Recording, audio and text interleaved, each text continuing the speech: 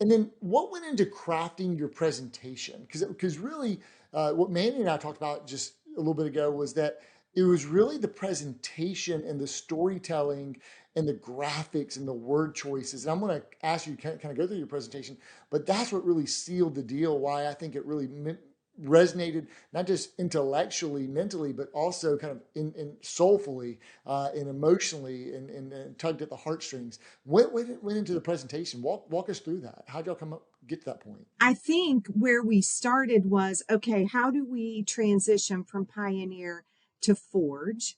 How do we took sight of what the long-term and short-term vision is for our company, and took all of the things that we know it's going to take to get there, which is heat.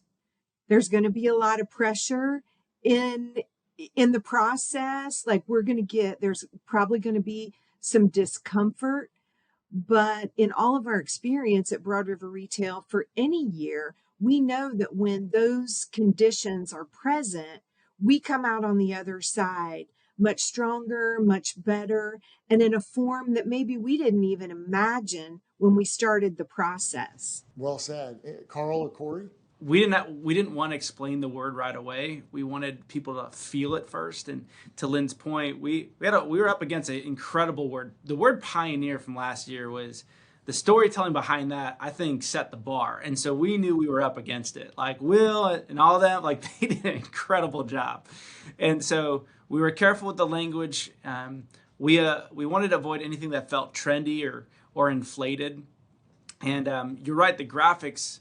That little bit of help from AI on some of the graphics, but Jim Goins had done such a great job with this astronaut. We wanted to bring him into the conversation, and we saw that with the heat, there's extra tools, and we know where we're going, we know where we're growing, and so we just felt like it all started coming together.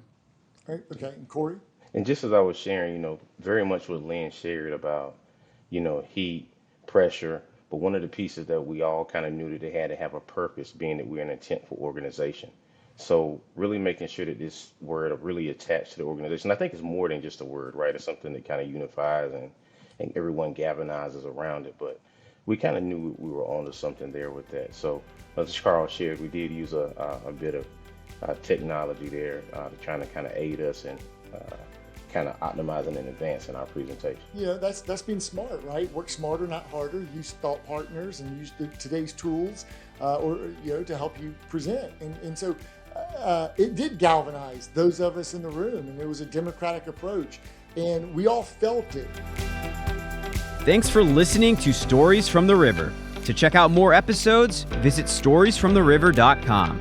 To watch this episode, go to youtube.com/@storiesfromtheriver. Join us again next week, and remember to like, rate, and subscribe to the podcast.